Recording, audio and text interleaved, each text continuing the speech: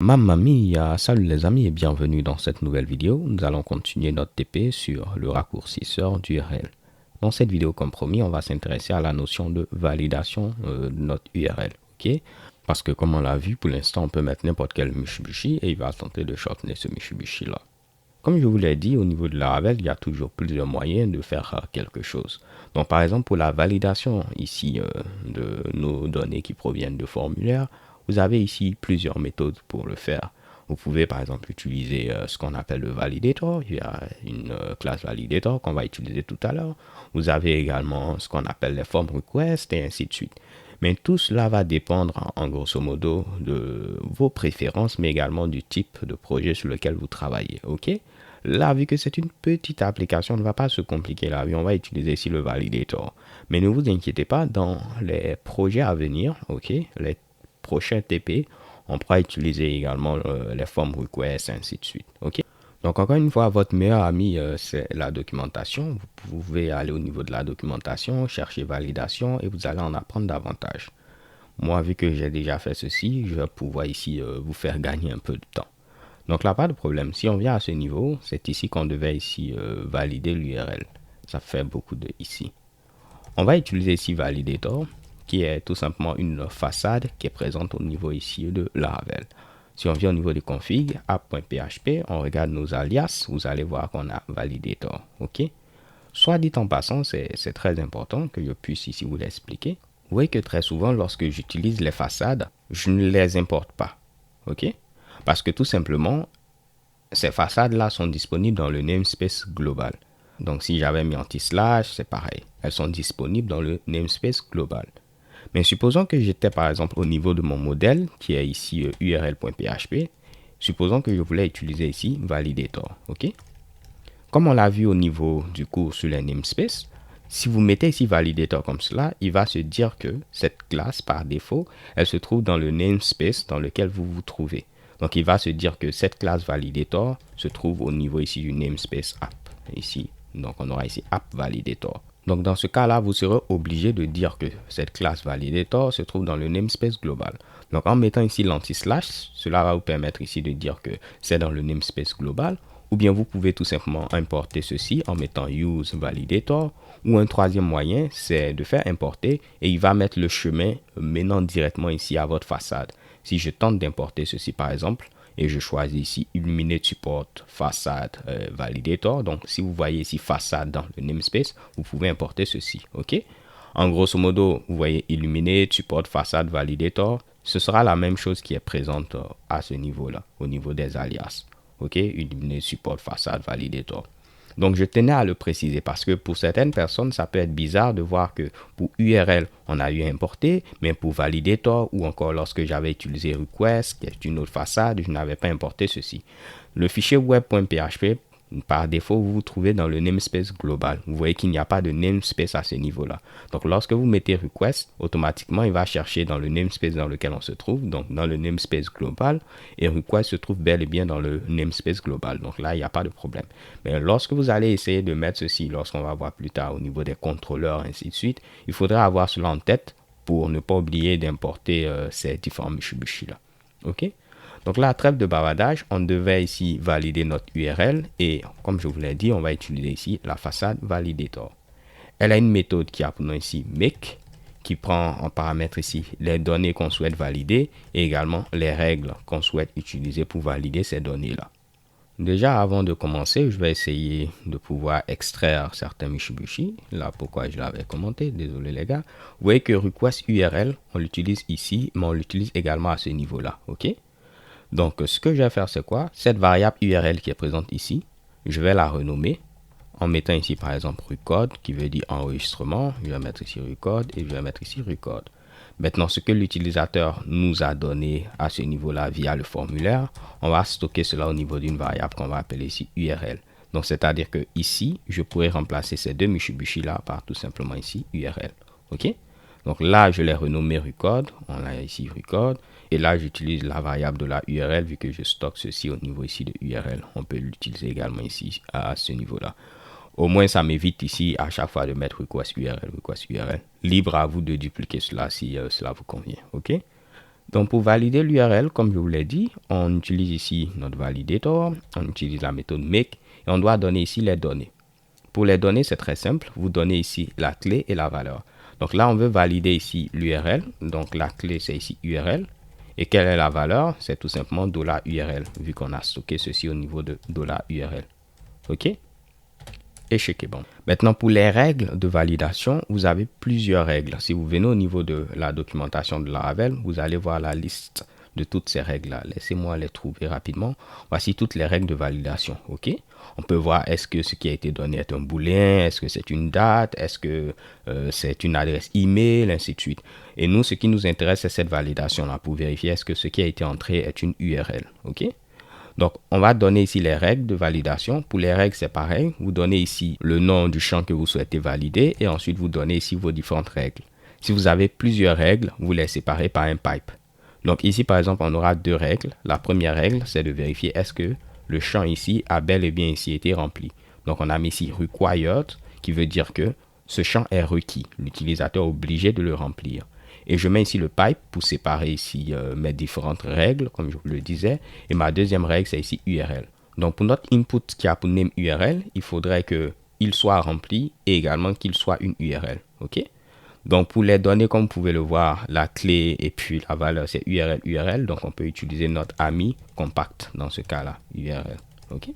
Et puis, je peux enlever ceci. Et voici mes règles pour l'URL, require et URL. Maintenant, une fois qu'on est à ce stade-là, on peut stocker ce qui est retourné au niveau ici d'une variable. Par exemple, on va l'appeler ici validation. Et vous avez deux méthodes. Vous avez une méthode qui a pour nom ici false, qui permet de vérifier est-ce que la validation a échoué.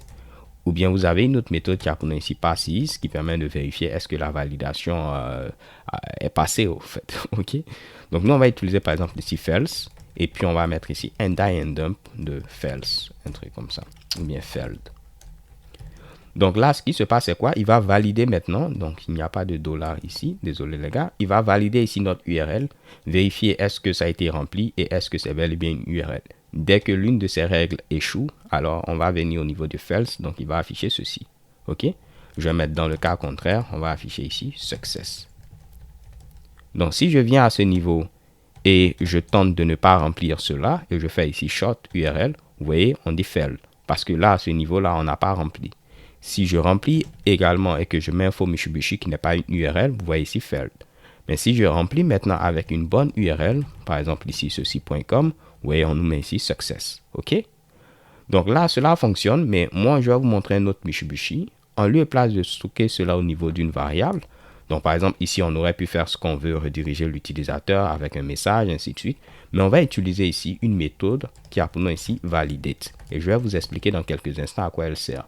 Pourquoi il se déconnecte du réseau, ce gars-là? On va ici faire déconnecter. Désolé les gars pour ce désagrément-là, ok? Donc la méthode validate, qu'est-ce qu'elle fait? Elle va tenter ici de valider vos données avec les règles que vous avez données. Et si tout s'est bien passé, pas de problème, on va continuer ici l'exécution de notre code. Mais s'il y a eu une erreur de validation, il va rediriger l'utilisateur vers la page précédente, ok? Donc s'il n'a pas pu... Donc, si l'une des règles de validation a échoué, il redirige l'utilisateur vers la page précédente avec ici les erreurs, et ainsi de suite. Je vais vous le montrer rapidement. Si je viens à ce niveau, j'actualise.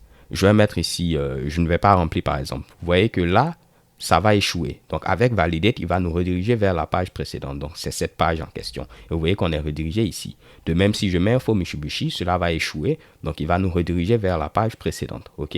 Et puis, c'est encore cette page-là. Mais si je mets ici un bon Mitsubishi, par exemple, on va mettre ici pinterest.com. Là, tout va marcher. Donc, il va continuer l'exécution du script. Donc, tout ce qu'on avait écrit allait marcher.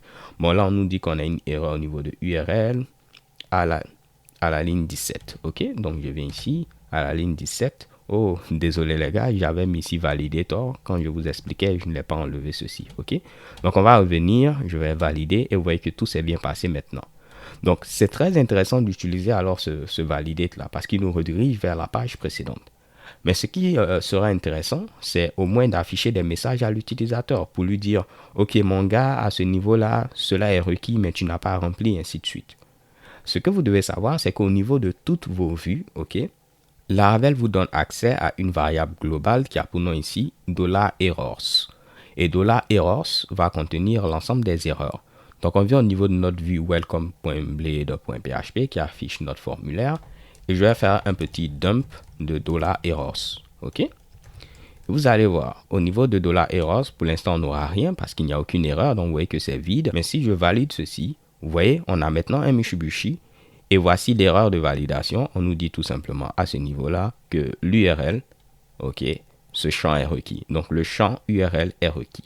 Et ce que vous pouvez donc faire avec cette variable $errors, c'est afficher ici les erreurs pour un champ particulier. Nous, par exemple, on va afficher ici les erreurs pour l'URL. Je vais l'écrire et je vais vous l'expliquer, les gars. Ne vous inquiétez pas, ok? Comme d'habitude, je vais vous l'expliquer. Je sais que ça peut faire beaucoup de choses, mais c'est le seul moyen pour moi de vous l'expliquer. C'est par la pratique afin que vous puissiez voir clairement qu'est-ce qui se passe. Donc, au niveau de $errors, vous avez accès à une méthode qui a pour nom ici first, qui vous permet ici de récupérer la première erreur pour votre URL, ok? Donc, comme on l'a vu, ici, on peut avoir plusieurs erreurs. Premièrement, ce n'est pas rempli. Deuxièmement, ce n'est pas une URL, ainsi de suite. En lieu et place d'afficher toutes les erreurs en même temps, vous pouvez afficher simplement la première erreur. Et pour cela, vous pouvez utiliser ici first, ok? Donc là, si je viens à ce niveau-là, je vais valider à nouveau. Vous voyez qu'il m'affiche la première erreur. Et c'est ici, the URL field is required, ok? Mais si je viens à ce niveau-là et que je n'ai pas d'erreur, je fais CTRL U, vous voyez qu'il me met tout de même ce paragraphe-là. Ce n'est pas intéressant parce qu'il n'y a pas d'erreur. Pourquoi mettre ce paragraphe-là? Donc, en lieu et place de mettre le paragraphe comme ceci, Laravel, il vous donne la possibilité de mettre un semblant de template. OK? Je vais l'écrire et puis on va essayer de voir cela ensemble. Je vais mettre 2 points message. En grosso modo, ici, 2 points message va représenter le message d'erreur en question. Donc, dans notre cas, c'est par exemple de URL field is required. OK? Donc là, on lui dit maintenant, s'il y a donc un message, tu vas mettre ce message, mais tu vas l'entourer ici de paragraphe. Ce qui va faire que s'il n'y a pas de message d'erreur, il ne va rien afficher, on n'aura pas de paragraphe. Et si j'actualise, je fais CTRL U, vous voyez qu'on n'a pas de paragraphe. Mais si on a une erreur, il va afficher ici l'erreur avec le paragraphe. Mais malheureusement, vous voyez qu'il affiche ici PEP et ainsi de suite. Ok? C'est parce qu'il a échappé ici tout simplement notre HTML. Donc, on va mettre cela avec 2 fois le point d'exclamation pour lui dire n'échappe pas ce Mitsubishi mon gars. Et là, vous allez voir cette fois-ci, chez Kebom, cela va fonctionner avec maintenant ici le paragraphe. Ok? Donc là, on a fait de bon Mitsubishi. Pourquoi pas, on va essayer de mettre ceci en couleur rouge afin que ça puisse réellement symboliser un message d'erreur. Donc, je vais mettre, pourquoi pas, une classe qui aura pour nom ici error-message. OK? Et puis, je pourrais mettre un petit CSS. Donc, on va venir au niveau de notre layout, base.blade.php. On ne va pas se fatiguer pour l'instant. Je vais utiliser la balise style et je vais dire pour la classe error-message, la couleur, ce sera le rouge. Et font style, ce sera ici italique. Et pourquoi pas, font weight, ce sera ici bold. Donc, on met un gras en italique couleur rouge. Et cette fois-ci, lorsque je vais valider, bon, vous voyez, the URL field is required. Si je mets ici info Mitsubishi, on nous dit the URL format is invalid. Donc là, je sais les gars que vous parlez français par exemple, donc vous aurez souhaité mettre ces messages en français. Je vais vous le montrer plus tard, mais pour l'instant, on va garder ceci et on va tenter ici de continuer. Mais ce qui serait intéressant, si je tape ceci, c'est lorsqu'on me redirige, qu'il y ait toujours ce que j'ai tapé à ce niveau-là, sans pour autant me fatiguer à retaper ceci. Par exemple, si j'ai tapé ici Google, ok, comme, et j'ai oublié de mettre ici le point, en lieu et place d'avoir à retaper ceci, ok. Donc là, tel qu'il valide les URL, ce que j'ai tapé, c'était une URL valide. Mais s'il tente de valider ceci et il fallait mettre un point à ce niveau-là, ok, je n'aurais qu'à remplacer, mettre un point, ok. Donc là, vous avez vu, tel qu'il a validé l'URL, ça c'est une URL valide. Vous pouvez aller voir au niveau du code source comment il valide les URL, sous quel format, et ainsi de suite. Mais là, ce que je vais faire, c'est quoi? Je vais venir au niveau de welcome et notre champ input qui permet de récupérer l'URL, on va rajouter l'attribut value et je vais mettre ce code-là, hold, et je vais mettre ici URL. Hold, c'est une fonction que Laravel met à votre disposition qui vous permet d'avoir la valeur qui a été précédemment entrée. Ok? Donc, si on a une valeur précédemment entrée pour l'URL, tu l'affiches. Dans le cas contraire, s'il n'y a rien, tu ne mets rien. Ok? Donc là, lorsqu'on va venir, il n'y a pas de valeur précédemment entrée, donc ne mets rien. Mais si maintenant, à ce niveau-là, je mets un charabia, Vous voyez qu'il va garder ce char-via là, ce qui va me permettre simplement de modifier comme je le veux. OK? Et chez Kebum, cela fonctionne URL is invalid. Si je ne mets rien également, on met de URL field is required. Donc les gars, là, je suis vraiment content de vous pour ce qu'on a fait à ce niveau-là. OK? Vous voyez toutes les étapes par lesquelles on est passé ici pour valider l'URL, pour faire en sorte que tout fonctionne comme on le souhaite. OK? Dans la vidéo suivante, on va essayer de voir ensemble rapidement comment mettre les messages, par exemple, en français. Et dans la vidéo d'après, on va essayer de styliser tout ceci, avoir quelque chose de beaucoup plus nice à regarder, de beaucoup plus joli. J'espère que vous avez apprécié cette vidéo. N'hésitez pas plutôt à la liker et je vous donne rendez-vous à la vidéo suivante. Peace.